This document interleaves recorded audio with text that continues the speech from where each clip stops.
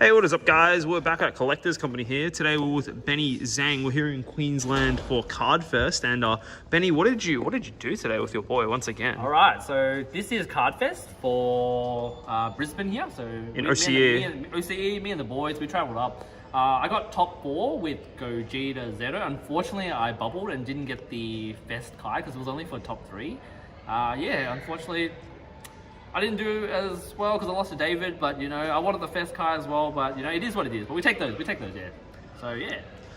Fair enough, Benny. So, what made you want to play Gogeta Xeno again? Obviously, we all know it's one of your favorite decks. You got fourth at us again previously at a online regional a couple weeks ago. So, yeah, what made you want to play it again instead of something else? Yeah, I'll just go through why I played this leader. Honestly, in this event, I wasn't really sure what I wanted to play, so I actually brought 3 decks over. So one of them was Gogeta Xeno because it's probably the deck I'm most comfortable with because I'm an aggro player.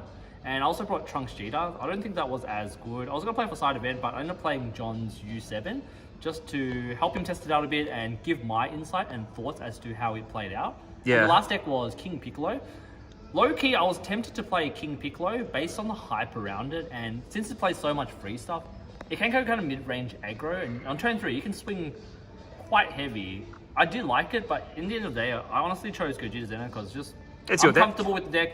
It's my deck. Yeah. I think I play it well. Yeah. Yeah, that's it. So you want to run us through some of the matchups you had today? Yep, so I'll write them down here as well. So first of all, round 1, I versed Ryan Sin Shenron. Legit, I was talking about this last night before we were all going to bed. Like, probably Sin is one of Gogeta Xeno's worst matchup. Shout out to Kev. He beats me at local all the time with Sin Shenron. Whenever I used to play the Jex, used to play Gogeta Xeno.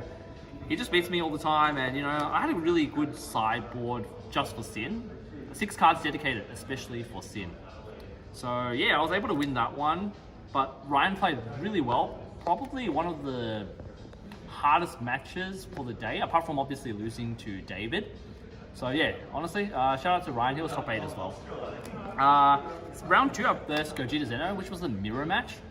Unfortunately, even though I won the dice roll in that matchup, I lost to David Liu, our current national champion. Yeah. Shout out, really nice guy. Finally got to meet him in person. He was super nice. Yeah, him and his brother. Yeah, shout out to them. Like, they're just really nice.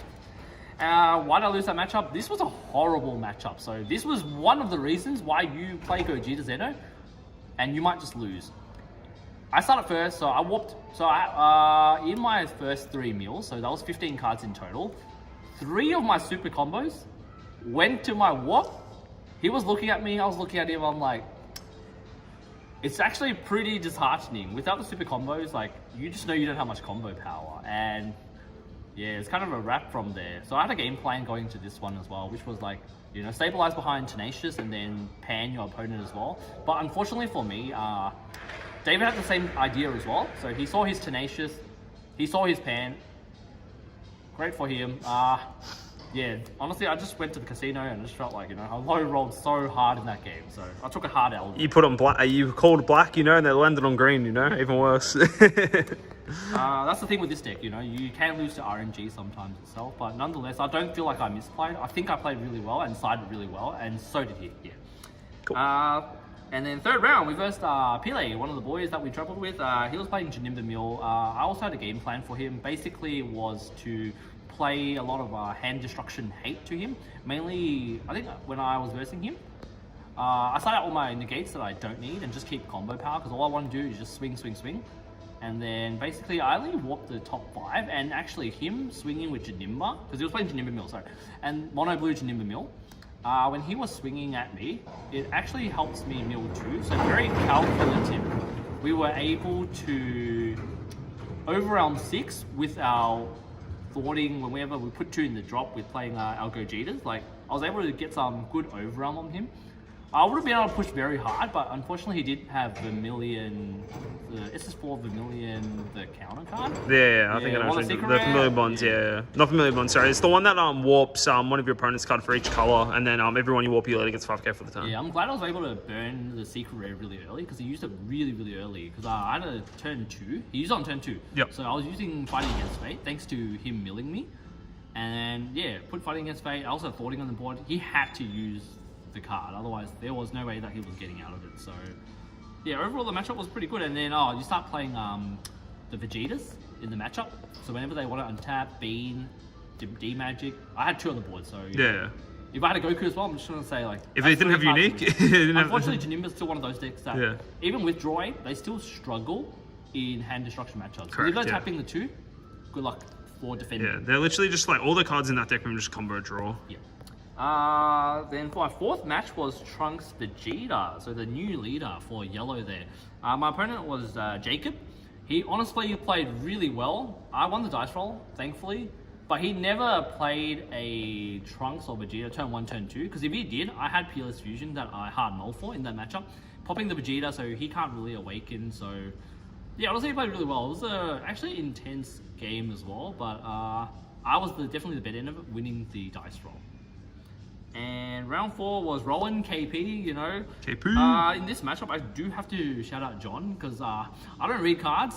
Pan, you can actually play when you have 4 battle cards. I thought you have to play it when you have 3 energy. Yeah. But it's not the case, yeah. So for people who don't know, I think a lot of people do know this, but the skill on Pan, the counter skill is the one that only works if you have 3 or more energy. But the permanent skill is just like whenever for each battle card in your hand it costs 2 less. So you can literally play this turn 2, even turn 1 if you're like just crazy. But I think yeah, to being able to play a 40k swing turn 2 is pretty nice. Yep. So I versed Rowan. He was playing King Piccolo in this one. I was able to win on his 2 energy.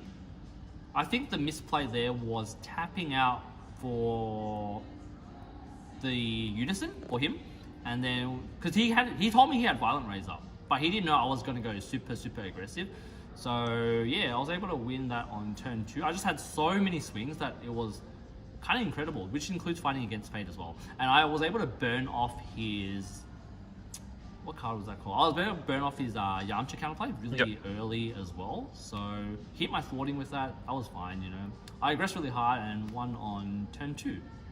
I ripped so hard through my life looking for a double strike. Unfortunately, I had 2 life left, and the double strike I was looking for was the Last one. last one there, but yeah, I was still able He to still win. took the win though. Yeah, still took the win. It was there. Unfortunately, he bricked as well. I think it was really close as well. He won because if I didn't kill him there, he would have definitely killed me on the crackback because I ripped down to 2 lives. So Yeah. yeah, it was really lucky that I knew Pan could be played on turn 2 now. There you go, more you know. And your final round was against... We had Julian, who was playing Invoker. Unfortunately, I think this matchup was really rough for him. Yep. So unplayable, I reckon. basically unplayable. He kept 1 card in his mulligan. I thought, yeah, we're good. Maybe he doesn't have TOP. So he must have kept the blue or a TOP because he needs to do that for turn 1 to start doing shenanigans. Also, keep in mind, this is without the new 17 promo, because in Australia, it's been... Correct. We have not been able to receive that promo yet. So this is just authentic Invoker. Yeah, very standard, playing Apex, you know, trying to kill your opponent by Catablow or Apex or Power there. Correct, yep. So in this matchup, it was actually pretty good for me because he told me he started in Violent Rains, but he never saw it. So yeah, I actually made a very big misplay. Honestly, this was a turn 1. I swung with my leader. Yep. At his leader, and I said, yeah, just 10k. I took a life, draw a card, you know, no combos. And then I totally forgot. Oh yeah, the sweet number there against Invoker 15 is 15. Yep. If you combo 10, they get a free cycle. I don't know what I was doing there, but that's just a small misplay. I think the matchup is so one-sided for you. It doesn't even matter if you do that. Like it was very one-sided if they don't see Violent Rage. Yep. Yeah, I was able to apply a lot of pressure. I think I won on turn 4. So Turn 4, my yeah. turn 4, which was was really good. There you go. Well, that's all your matchups. So I guess we better actually get into the deck profile now. So let's have a look at the bad boy. so- Everyone's love him or hate him. It's Gogeta Xeno. Alright, so yeah, so this honest, this leader's insane. You know, I went 5-1 again. You know, so you should know what it does by now if you watched my last deck profile. So I'm just gonna go over it quickly. When you Union Fuse, draw a card. When it attacks, you know, you can draw a card and add up to a card from your life. I play this deck super aggressively. John says just go crazy, right? Just go crazy. I usually just take all my life because I'm just very aggressive. I like to see options. I like to build up a hand. So yeah, it's kind of, and when you have 4 less life, untap 1, draw 1.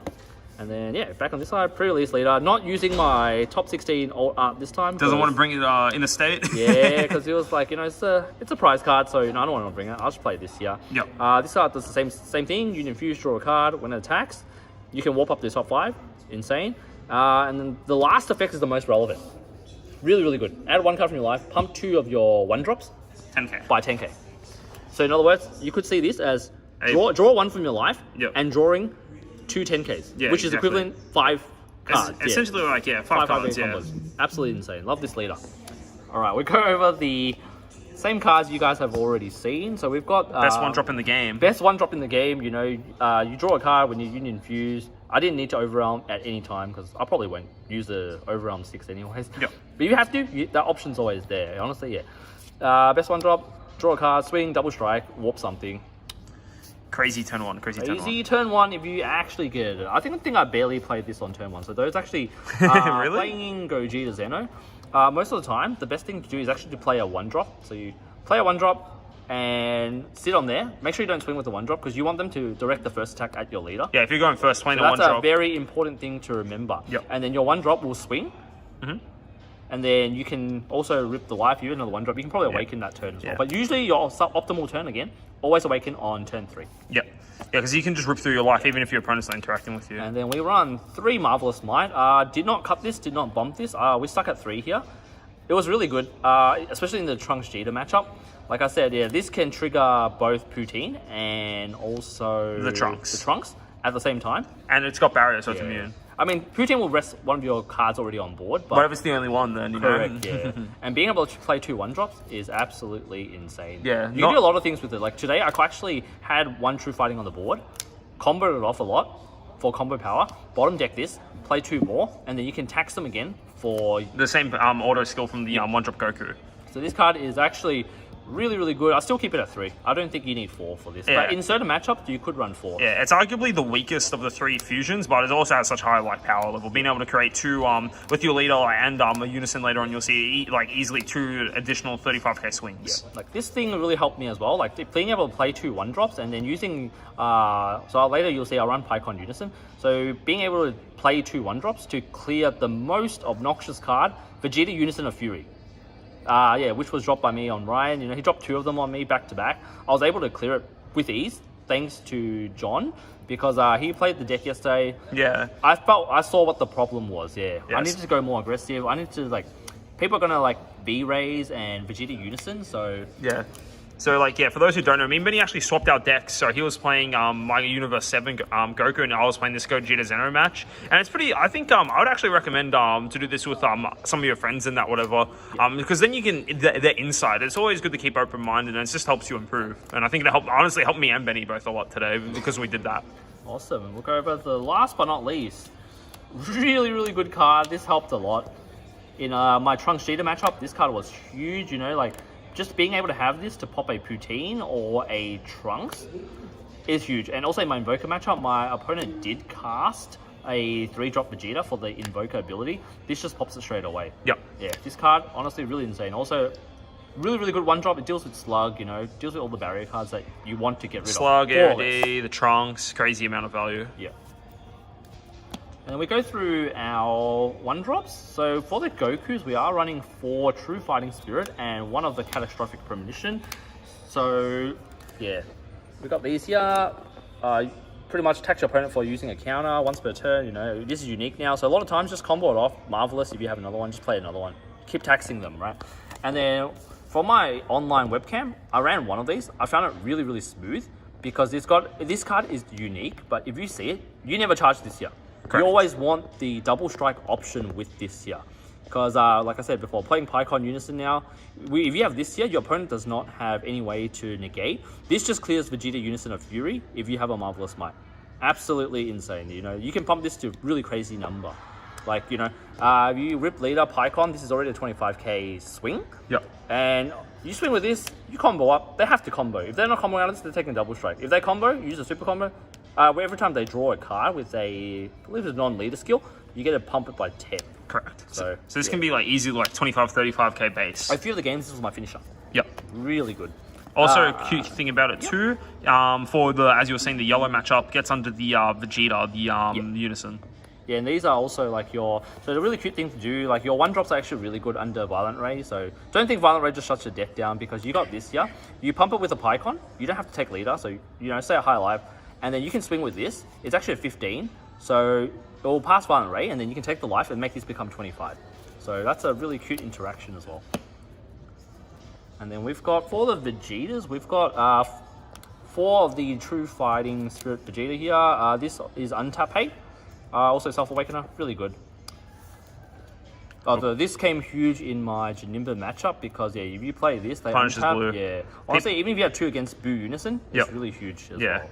Like literally, like the reason why everyone complained about True Fighting Spirit, you stack a lot of them on board. You force them to, when they try to negate anything, they rip a lot of their cards out of their hand. This does the same thing as specifically into blue. They beam, they rip, they demagic, they rip. It's just this card's just crazy into blue. Yeah, blue is actually a really hard matchup for me as well. Thankfully, I didn't really see like too much Soul Strikers or SS4 Ram because, as you guys all know, I lost to SS4 Ramp in the online webcam.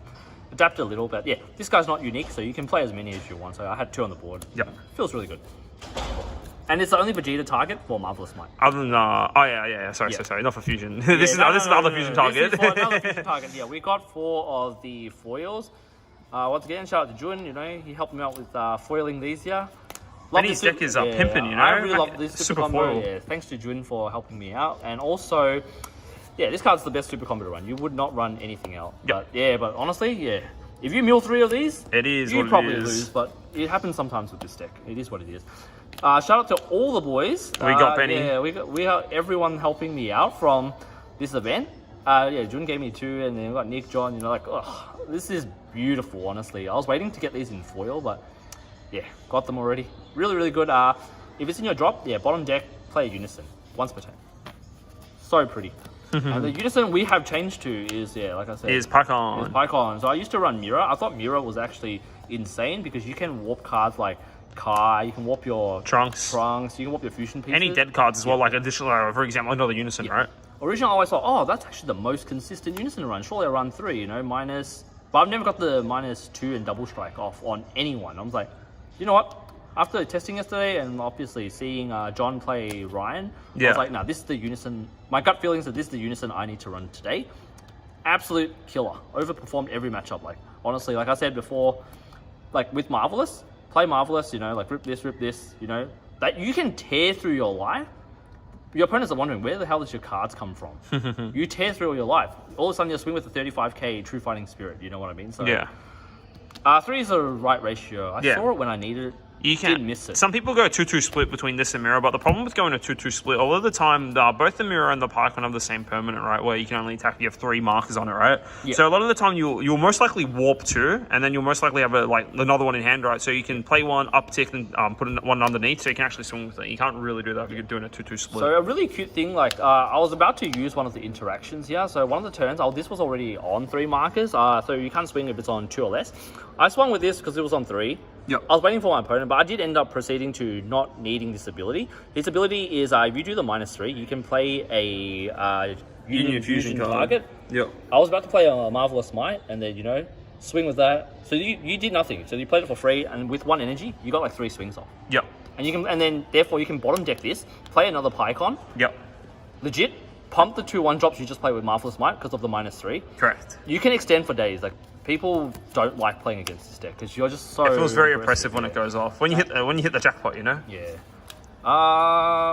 then we play the new card once again. We got 4 of these in foil. Thanks to Kev, he gave me 2 of them. So this card's beautiful. I thought about running it at 3, but John said you're trolling if you're running this at 3. Yeah, 4 is right actually. I see it when I need to. So. It's like the thing is that again with this deck, it is a bit of you have to send cards from your deck to the warp, and not every time.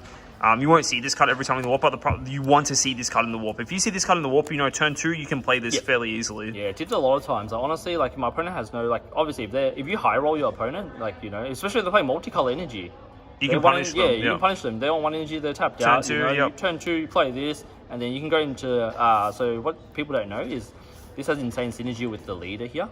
So you warp, by turn 2, you should have 10 cards in there. If you did play a Union Fusion, you should still have 8 in there. Correct. Which therefore you can play this.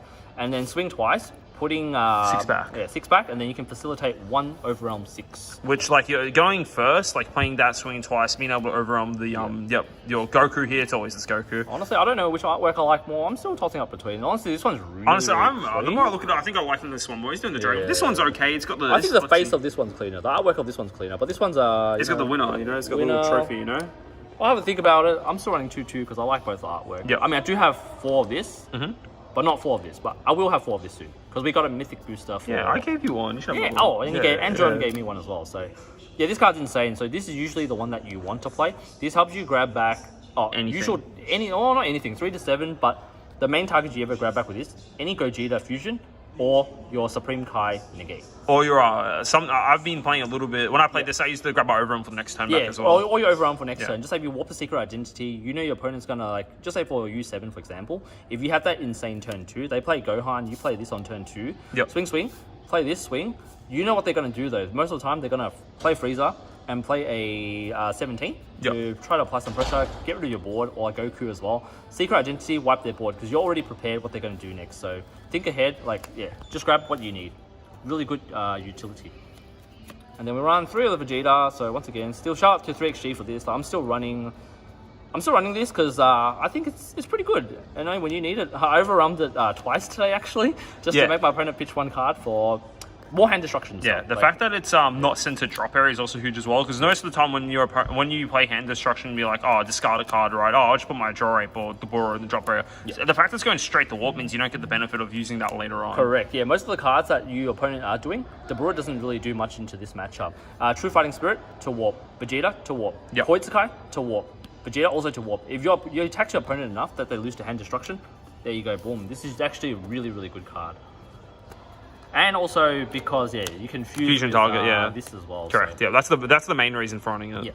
Yeah. 2 secret identity, not 3. I think 2 is the perfect number. So overwhelm, wipe 6, really good in this format. Wipe 6 energy worth of cards plus all tokens. Mainly this is to clear blockers and token negates. Yeah, token negates, blockers. Whiteboard. Yeah. But this can't ignore barrier. But like honestly, this will just help you clear some pressure, relieve some pressure. Yeah, I think it's just it's really good in this with this deck as well. You only need 2 of it because you already have so many other overwhelm options, and the Goku can grab it when you need it. Yep. So 2 is enough because you're essentially playing 3, 4. Yep. And then we're only running 2 of the Supreme Kai negate. This card's really good, so it's really good against SS4. You know, sometimes I thought about bumping it up, but I think 2 is enough. I see it when I need to. See it when you need it. Yeah. When you play this, a lot of the times, actually a lot of times in the mirror match, like what me and David did, like he played it really well as well, because he did pretty much the same thing with me. When we negate with this, you don't warp the card, because if you warp the card, they might be able to play another thwarting, because of the unique tag, and the one that comes back, even if they don't, the one that comes back actually comes back in active mode. Yep. In the mirror, you mainly just want to use this because the Trunks has the same permanent skills like most SCRs, where it just gets removed from the game afterwards, so it's not coming back. Yep. So this card's insane. Koitsukai, like I said, synergy with Trunks. So every time you swing with Trunks, this is the first card you want to bring back from your warp to drop. Yep. Yeah. Honestly, the Trunks just helps this so much. This deck so much. The fact that you can normally when Koitz goes to warp, you can't use it again, but now that you can actually just send it straight to your drop area thanks to the Trunks, it feels fine to warp. So fun fact with this card, a lot of people think it is a tax card, but however, it's also a 1 mana free filter. If you have 2 dead unisons in hand, feel free to bottom deck them, get more combo power, etc. This is literally a free filter, Oh, you have 2 cards you don't like, put them at the bottom, and then draw 2 new cards for 1 energy. So I think it's really worth it. And then we run 2 Chompers. I was running 1 in my previous deck profile. Unfortunately, 2 is actually the right number. Because if you warp this, you will never see another one. There's no way of getting this back. Yep. Yeah, with the RNG in the previous one, from webcam, I learned that 2 is still the right number for this. I would not go any lower than 2.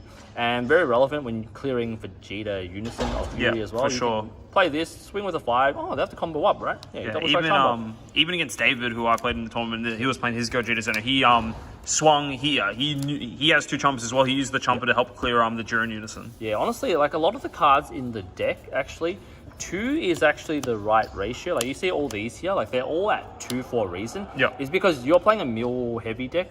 If you see one, you want to be able to see another one. You don't want to warp one and be like, that's your last one. Hopefully you can dig into and out. So. Into an additional one, yeah. Cool. And then you got a couple more cards in the main board, it looks like. Yep. So just go over. So another 2 Super Kamehameha. If you warp one, hopefully you see one. Yep. This card is actually really good into a lot of matchups, right? So if you you riposte, you know, you can use this. You know, if you pan, you can also use this. They play it for free, of course. Every floodgate in the yeah. game, this card one of the most important cards that you probably use this on, like I was telling Jun before as well, like, do we side this card? No, you actually probably need this in the main, because a lot of floodgates are 3 or less. Correct. Or free. Yeah, 3 or less, or they get reduced to 3 or less. Especially for black, this card is actually really needed. So like, blue's a bad matchup, right? Right now, the 3-drop Gogeta, that bottom deck's 2 card. Yep. Yeah, that card's obviously insane. That's a huge +4 for them there. You know what I mean? They bottom deck your Authority. They bottom deck 2 of your cards, and they swing twice at you at 20k. You'll need a lot to combo out of those as well. Honestly, I'll take the 1 life that I would have taken from the 20k swing. Now just to get rid of it, and you keep your board. Yeah, I keep my board. So this card's huge if you're not playing it. Yeah, you should. You should, yeah. Secret rares for the deck, 1 of each actually. So we got Pan. Pan's still the one to run. Unfortunately, I didn't see her as much as I usually do. Like, yeah, I saw her like 3 for 3. One of the times she was like literally right at the bottom of my life. When I was versing David, I was like, my game plan was to play Tenacious, stable, and play Pan, stable. Unfortunately, I knew that in my head, but he did it to me, but I couldn't do it back to him. And when he dumped for game there, I was like, if the next card on the top of my deck is a Pan, I'll be so upset. Opened the top of my deck, was a Pan. I was like, you got to be kidding me. If only I had this earlier. If I had that 1 extra super combo somewhere, yeah, I could have digged for it and Pan. Maybe I had a chance of living that game, but regardless, she's just really good, yeah, and you can play her on turn 2. Yeah. Again, it's like, yeah, you can play on turn 2. Again, it's just like, if you see your SCR, it feels great. If you don't, it is what it is. Yeah, fighting against fate, 1 is really good. Like, if you catch your opponent, obviously, don't play this when your opponent's got, like, all the life, you know. No, you can play this when they have all the life as well. Like, don't play into anything, like, silly, you know. If they've got counterplays they haven't used, or, like, things to neg this, like, yeah, don't go for this. Go for this when you can, when you have a really safe, clear shot that, you know, they have to take these. Yeah, this is really insane. So your most aggressive turn 2, turn 3 play is playing Power Awaken. So you play this here, and then you do the overarm 6 for this. That's 4 swings, just them 2 alone. Correct. Yeah, really good. I also have 1 in the side as well. This is really bad against red, especially John's deck. Yep. Just yup. Yep. Yeah, use 7 answers that card pretty much for free. All right, and that's the main deck now all done. Yep. And then the sideboard. Let's see the Sin Hate, baby. Shout out Kevin. Thank you. All right, and at least you at local all the time, huh? All right, Sin Hate. Play these. Really, really good. Like, you side all 6 of them in. There's no way I'm siding them out. Like, yeah, if you see one of these, you're generally good. So yeah, this needs your opponent to be at 3 or less. Kill up to 30k or more with barrier. Yeah, I had combo one of these in my game against Ryan, and I was able to pop his Oceanus. So not Oceanus. The Sin that gains barrier. Yeah. Omega's allies absorbing Oceanus. Yeah. So it's really good. So like if you're running for their own 3 energy, they have both the Sins out. This clears the negate school guys for 1, and you just swing into wherever and come with this, and it kills cards ignoring barrier. So one fun fact here: you don't run Realm of the Gods, because that has to be in battle. In battle. Yeah, you don't want to engage them in battle. Usually, you just want to warp them straight away. For black. For black, this is actually definitely better than Realm of the Gods. Correct. This deck as well, the only deck that can kind of use Realm of the Gods is Vegex, because it also has the mill effect. Yep. But for any other black deck, this is just better than any of the Realm of the Gods. And this foil is better as well. And it is like, yeah, it is really nice. Yeah. Max Parker May Mao still coming in clutch after like so long. We got 2 Petrification. Thanks, Benny. This is for U7. Yes, that's correct. You know, when they swing with Ultra Mastery, if you play Petrification, or even Vegeta, they don't get to look at your hand, and you're good. You know. Yeah, you pitch 1 and it feels good. Yeah, it feels good. You don't have to worry about them looking at your hand, which they would have pitched anyways. You know what I mean? So yeah, this card's really good. You have to run this at I think 2's fine. Before another thing as well, if you're playing against specifically Freezer Mill, not Freezer Mill, Android 18 Mill, which is no more. You turn off the freezer. Yeah, freezer 5-drop. Yep, you turn that off. Yeah, you turn that off. So really good. Use at your discretion. Also really good against. I started this in against Apex of Power. Oh yeah, I needed it. Correct. Yeah, And we've got Protect of the People. This is specifically for low to the ground aggro matchup. This card is kind of slept on. Especially really good, especially into King Piccolo. Yep. So this is essentially, so red has King Vegeta's Imposing Presence. This is essentially every other color's Imposing Presence, and it's also arguably better because A, it stops the attack, and B, it pumps your leader instead of negging everything. Yep. So whenever they swing, not using a unison, you gain 5k. Honestly, like this is really needed against King Piccolo. The amount of times they swing at you with like 15ks, well, yeah, you use it when you need. This card's really good, even against like U7 when they swing double 19k with the dual attack Frieza. You got the 15k Android 17 and also Goku. Like this card, really good. I wouldn't cut this. Yeah, I think you need 2 in the side. Yeah, I think it's on a main board card, but sideboard for sure. Yeah, and you can pitch your dead cards or quick card. Yeah. And then we got one more fighting against Fate. I sided in when I see like matches that I don't really get punished and I want to go more aggressive. Yep. So obviously against the Invoker, I sided this in. Against Janemba Mill, I sided an extra 1 in. Against red, yellow, probably not because they have ways to interact with this card here. So Against green, they have Dormant, no point. Yeah. We like the winner artwork, so yeah, we'll use this one. And we've also got 2 Tenacious, actually. Yep. This was, I only thought about this morning, so I actually changed up my deck list and submitted it this morning. I thought about the mirror. I had a feeling I would see Sin, and I had a feeling that I would verse David, because he already told me he was playing Gogeta Xeno yesterday, so... Yeah, honestly, I thought about it. Like, this is actually really good into, like, a lot of aggro matchups. They're trying to, like, punch you in the face, so... Having this card is actually really insane. This card might come into the main for fighting against Fate. But I'm not sure. But because this event is pre-signed, best of 1, you can literally access your 15 on the side anyway. So I just left it in the side. Yeah, Card Fest, you should literally look at your like sideboard plus your main board. You just pick the worst 15 cards and take them out. It's kind of how you look at. You should look at this event. And then last but not least, we've got 2 of these. Honestly, this was for Hatch. Yeah. For Hatch. If you see it, you see it. If you don't see it, you don't see it. But honestly, the only matchup I sided this in was for Janemba. Yeah, because this card's really good against Janemba. Once again, like your goal is to like hand destruction them. So yeah. Otherwise, I would have sided this against Hatch. But you didn't verse it. But yeah, honestly, this card's really pretty as well. And Jun likes this card, so I like this card too. It's a good card. But yeah, that is the deck, Benny. So yeah, obviously you made your list more and more refined, and you've improved on it a lot, as well as being able to make really good meta calls for it, such as like Protect of the People, for example, right? So any last little shout outs you want to give? Yeah, definitely want to shout out all the boys that have come and traveled with us. Obviously, John, Jun, Jesse, Nick, and Pile. They're coming back now, Nick and Jesse. You see them? Our flight is soon, so we've got one more deck profile coming after this, which is Jun's one. So, yeah, also shout out to the team, Collectors Company, Card Gaming. Jesse, Nick, Glenn. Unfortunately, they couldn't come, but they're always there. Giving us moral support as well. So, of course. Shout out to John for winning the event. Couldn't have done it without you, Benny. Coming first place is not easy. Always like. Shout out to everyone that I met here as well. All the boys that we've played in webcam online during COVID, like Max, David. It was awesome to meet everyone. Yeah, or not. I didn't beat everyone. No, to meet. Oh, meet everyone, 100%. Yeah. There was a lot of people you meet through webcam. You don't even know what they actually like in person. And man, everyone's so friendly as well in Brisbane. Yeah, it was great. It was amazing. Yeah, the Brisbane community is great. Everyone that I played, super friendly. Also shout out to Tack, Trent, Crystal, you guys ran a great event. Shout out to all the judges, We got Ryan, we got Jackson, Josh, yep. Yeah, awesome guys, great to help out. And honestly, this event just felt like so much value, and it just felt like Christmas. You got so much packs, like. It was a lot of fun, this event. A lot of value, so, tons of fun.